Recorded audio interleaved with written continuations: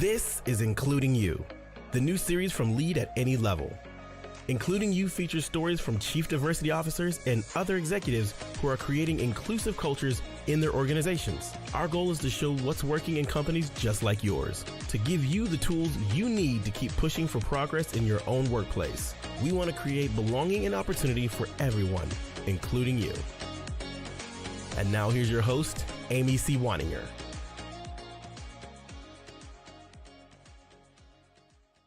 Welcome back to Including You. I'm your host, Amy C. Waninger, the Inclusion Catalyst. My guest today is Alyssa Dver. She's the founder and president of the ERG Leadership Alliance, or ELA, and she's also the author of a brand new book called ERG Intelligence. You can see all of the pages that I've bookmarked here. It's a fabulous book on the trends and kind of purpose and history of employee resource groups in corporate, municipal, and nonprofit spaces, and how leaders within and outside of ERGs can best get involved to support their employees. So with that, Alyssa, welcome to the show. I'm so grateful. Nice to be here. I'm excited to have you because, as we were talking about before we hit record, everybody seems to be doing ERGs right now, and there's so much to talk about in this space. Let's start with the very obvious question. Why did you write ERG Intelligence, and who did you write it for? ERG Intelligence is actually my 9th book. And I joke with a lot of people that I write more than I read, but I really was serious when I said I didn't want to write a 9th book at the time. However, one of the things about this particular market is that it's changing so much, and just about every organization, at least the organizations over 1,000 employees, I was on the phone just before with one that has 300, are starting some form of these employee groups. The problem is that the people that are starting them, full of passion, energy, want to do it, it's everybody else that doesn't know what they can do, what these things are. And so oftentimes they don't know how to help, and in many cases they get in the way.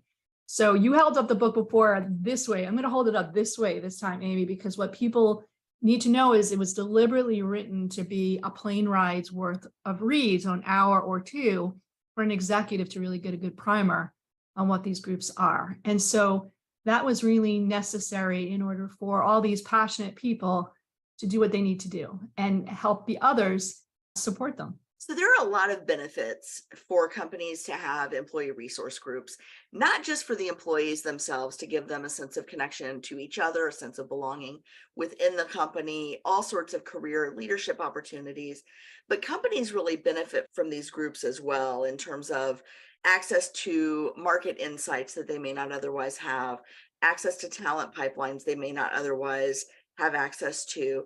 What are you seeing in terms of this elevation of the symbiosis between what employers gain and what employees gain as ERGs are evolving?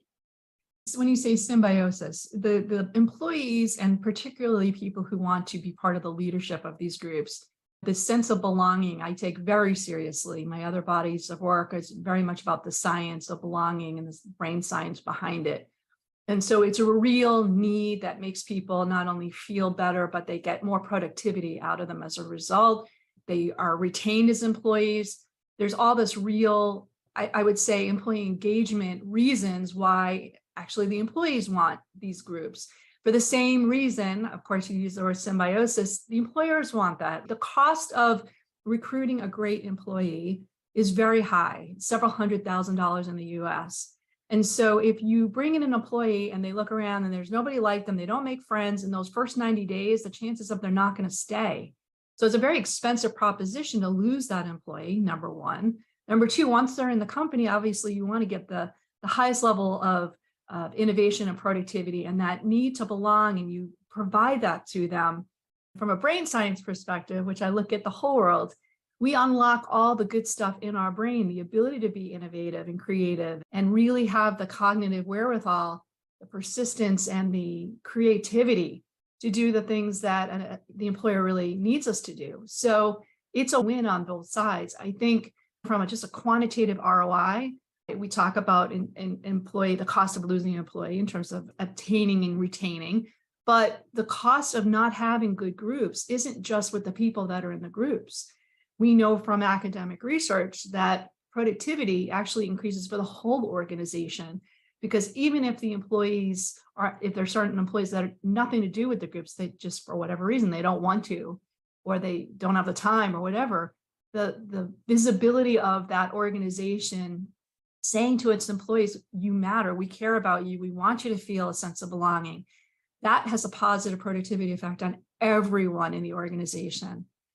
And what's true as well is that it can be the reverse. If you don't do employee groups well, or you don't offer them, it actually can drain your retention, your acquisition, and your productivity. This is an interesting piece because I think a lot of companies see this as something else, something to bolt on, something that's a distraction from the real work of doing the business, and not essential to and part of the real work of doing the business. When people are detractors or disinterested in ERGs, and you're trying to bring them on board as a ERG leader or someone who's in the D&I office, what techniques have you seen your clients use, or maybe it's give them a copy of your book, to talk about the benefits of ERGs, but how do you overcome some of that resistance in organizations that people that don't get it might have? There's a couple of really good historical comparisons. And the first one I wrote about in our 2021 trends, which is labor unions. You can turn your back to the fact that says, we're not going to let our employees unionize. History taught us otherwise. If employees really want to have their voices heard, they're going to find ways to do it. And they should, obviously. We're big proponents of it. But as a manager, if you're in an organization, you're like, oh, we're not going to let them do that. You're just not living in the reality. You're not in the real world. So in some ways, employee groups are really modern institutions representing labor unions, but they're a much more win for everyone. They're not as adversarial. They're not designed to be one-sided. It's really a construct, a social construct, to really make people feel good and belonging on all sides of that equation. So that's one way of showing the light. I think that it's almost very much parallel to corporate social responsibility too. Back in the late 90s, we had this onslaught of every company saying we recycle, we have labor laws, we're corporate social responsible citizens, and today they still do that. Some of them have escalated it up into ESG, environmental sustainability. There is clearly a bifurcation in that market too, of companies that make it part of their fabric, everything that they do, their hiring, their policies, that their financials, everything ties back to their CSR or their ESG strategy. Then there's others that just put it on for optical show. In some cases, in many cases, they get away with that because it's hard to challenge a company to say, how much are you recycling? And let me see all your labor laws and all that. It's a little bit easier to fake it. With this particular space, the employee group space, you can't fake it. Candidates are going to look around the organization. They're going to want to talk to people as part of their interview process. The diversity people can still bury their head if they want and say, we're not going to report numbers if they're not a public company. But in many cases, even if the numbers aren't available for whatever reason, you look around, you ask about it when you go in as a new employee. It's very visible. I think the reality is this: if you have a senior executive and they are not on board with this, and you say to them, look, this is what 99% of the companies are doing. There's over 50 million people involved in ERGs today. And they're still like, no, we're not going to do it. It's a competitive disadvantage. Too bad for them. Yeah, it's almost like saying we're not going to get on board with cloud technology at this point. Yeah. What choice do you have? This internet thing is going to go away. Okay. All right. You know what? I'm not. We have a philosophy, a couple philosophies actually at ELA. And one of them is, look, if you're not into ERGs, go somewhere else because we don't have the time or energy to educate you or to convince you. I said, you want to get educated, you're absolutely right. Read the book. Here it is. It's an hour. Invest that. After that, if you decide it's not for you, that's your prerogative. But you know what? If you are not on board and you want us to convince you, I'm sorry. I have too many other people that really need our support and time, who are really taking this very seriously and want to do it. What can I tell you? The internet's a phase, and that's the way it is. Exactly. Alyssa, there's a lot in your book about trends in ERGs, not just in the US, but globally. And I wanted to just touch on a couple of those trends. And I don't think we're going to solve all the world's problems today, but just to let people know what you're seeing in the marketplace. And of course, there's more details in the book, but there's a lot of debate right now, for example, about whether or not to pay or compensate ERG leaders. And how do you see companies striking the balance between rewarding people for their discretionary effort versus having people game the system versus what some might say is exploitative of people's lived experience? How are you seeing them balance those different forces? Yeah, this is one of many paradoxes that are literally part of this unique space. And there is not a right answer. We ran this panel as part of our symposia last fall. We held it at Amazon, and the panel was split and the room was split with a lot of emotion. There are good arguments on both sides of that, to pay, not to pay. Now, I want to be clear, when we say pay leaders, it's not a second salary. It is like a stipend or a bonus amount typically. We've had many companies say they quote pay, and then when you boil it down with them, if you Google that, you're going to say, oh yeah, we pay, and it's $1,000, which to some people is a lot of money and to others is an insult. So it depends on a lot of things, and it also depends on the level. In some cases, you might have to be at a global ERG level to get that, a performance review on top of your hired job performance review. So you have all these deliverables. So again, for the employee who's in that role, that adds an additional burden of, I have to get this done. It's a whole set of management metrics that I have to live up to. So that may not be for everyone. And on the employer side, of course, it's additional work to be done as well. You also get into the question of equity, and this whole market, it's E and DEI. Is it fair to give some people money and not others?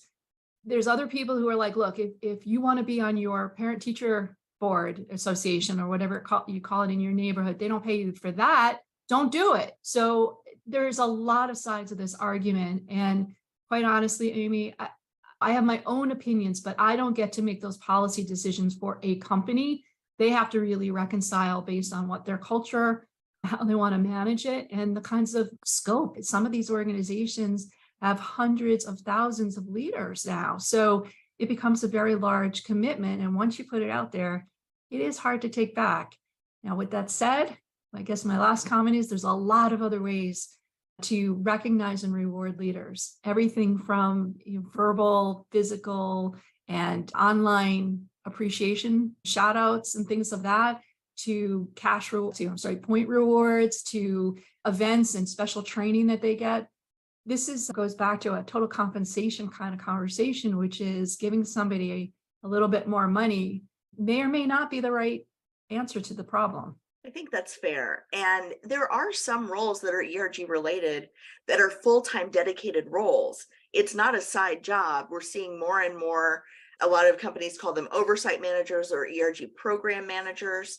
Can you talk a little bit about what that role is and why these positions have sprung up in the last year or two? Yeah, for sure. So ELA started in 2019, and I could count the number of oversight managers literally on one hand. And today it is hundreds of thousands of them, literally at every company that has, we say over 5 ERGs, but we even see program managers with groups that have 2 or 3. So they are responsible for setting oversight policy, things like who can apply and how much money, or what is the process for funding. In some cases, they are deciding or at least involved in who gets to be executive sponsors and what's the process of engagement for that. In some organizations, they are creating contracts and policies between the hired managers. In other words, if I'm a volunteer ERG leader, the person who I report to on a day-to-day basis, versus the DEI organization where this oversight person typically is in. I don't report to the DEI office as a ERG leader, but I do have accountability. So there's a matrix management situation, even though in this case, the DEI office has no direct compensation control. So there's a lot of this policy, procedures, and processes. The oversight people want to make things as easy, frictionless, of course, throughout the organization, but particularly for the ERG leader, they want to take away as much as they can that's overhead and administration, so the leaders can use their very limited time and budget to do great programming, to have great mentoring, and all the things that we want those leaders to experience.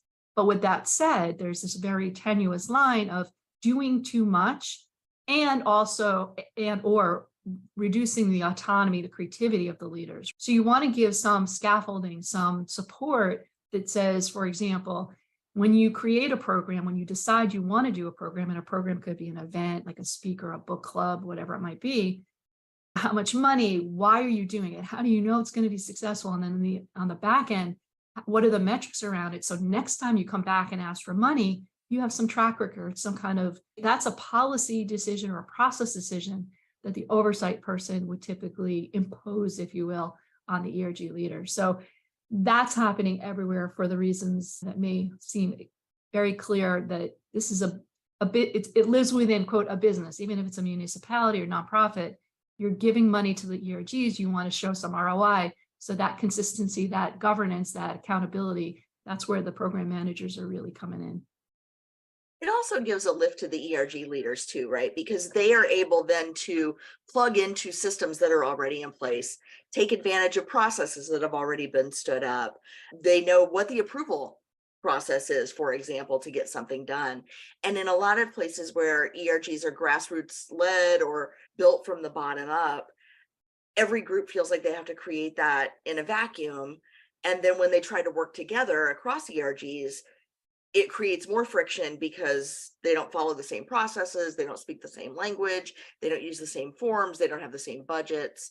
Yeah, I mean, ELA, the very first days, I would say, I just want people to stop reinventing the wheel.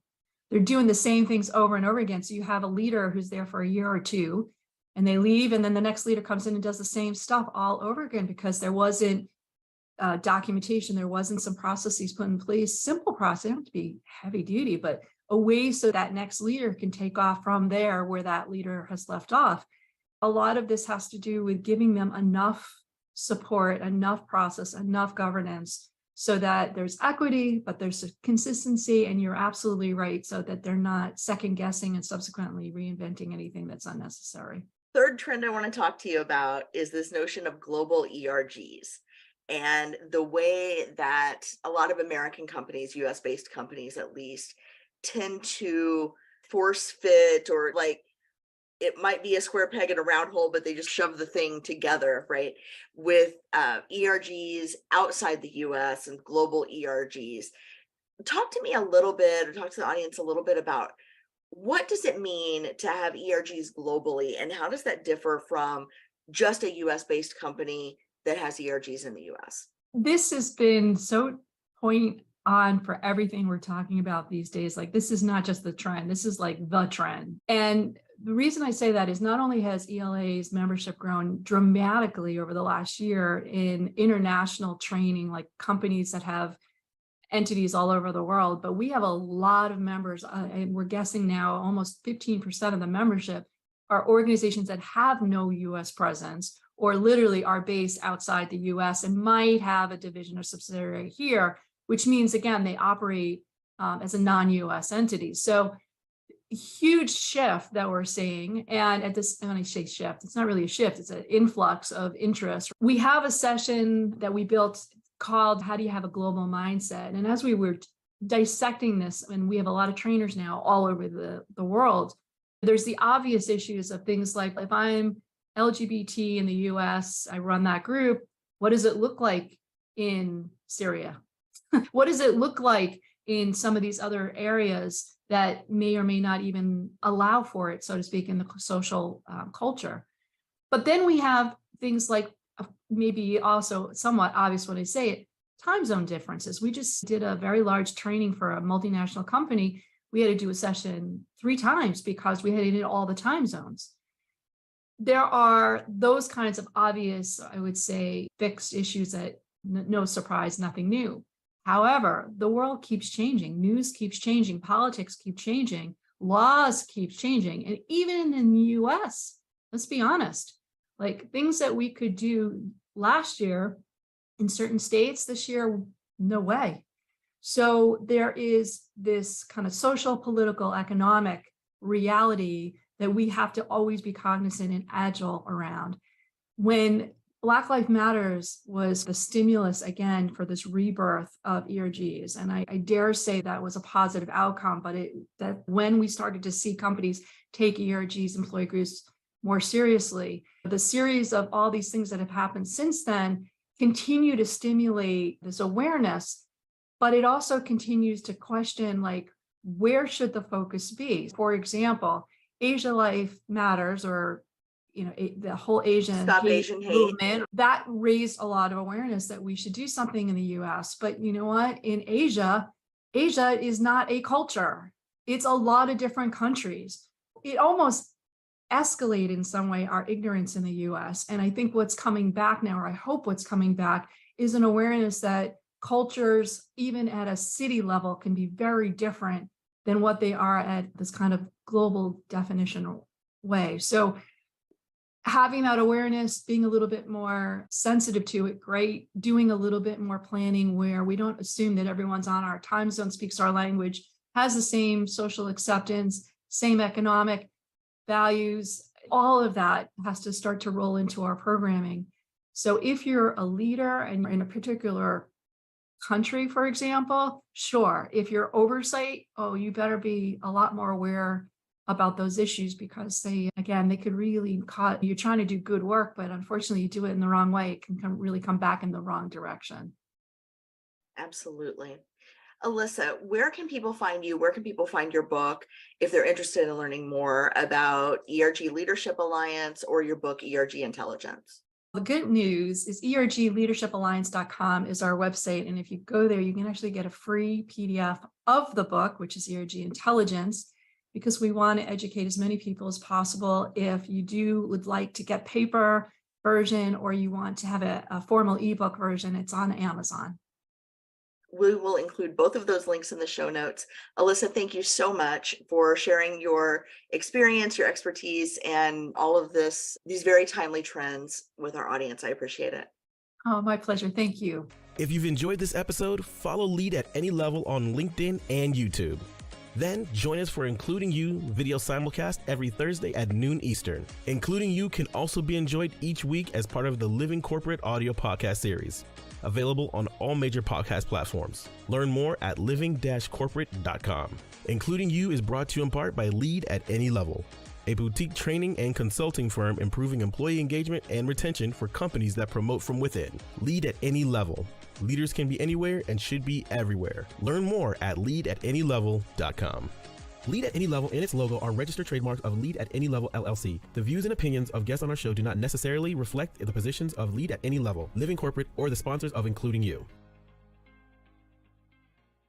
That's it for this week's episode of Including You. If you enjoyed this episode, be sure to like and subscribe wherever you get your podcasts. Don't forget to leave a comment or a review to help others find us as well.